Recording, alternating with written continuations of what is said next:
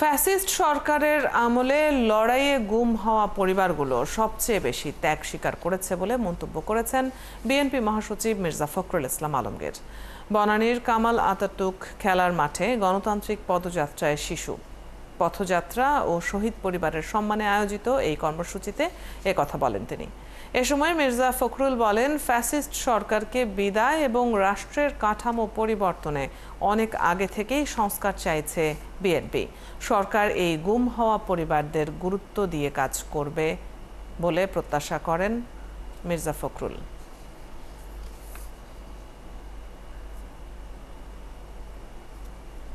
আমরা রাষ্ট্রের পরিবর্তন চাচ্ছি, কাঠামোর পরিবর্তন চাচ্ছি, আমরা সংস্কার চাচ্ছি, কিন্তু সেই সংস্কার, সেই কাঠামো যদি আমার মানুষের সার্বিক উন্নয়নে না আসে, আমাদের এই শিশুদের ভবিষ্যৎকে নির্মাণ করতে সাহায্য না করে, তাদেরকে একটা নিরাপদ সিকিউর জীবন দিতে না পারে, তাহলে সেই সংস্কার কোনো কাজে আসবে বলে আমি মনে করি না। সেই গুম কমিশন এখন পর্যন্ত ওদের একটা রিপোর্ট দাখিল করেছে, কিন্তু তাদের এই যে খোঁজ করা, সেই খোঁজ করার ব্যাপারে খুব বেশি একটা এগুতে পেরেছে বলে আমার কাছে মনে হয় না।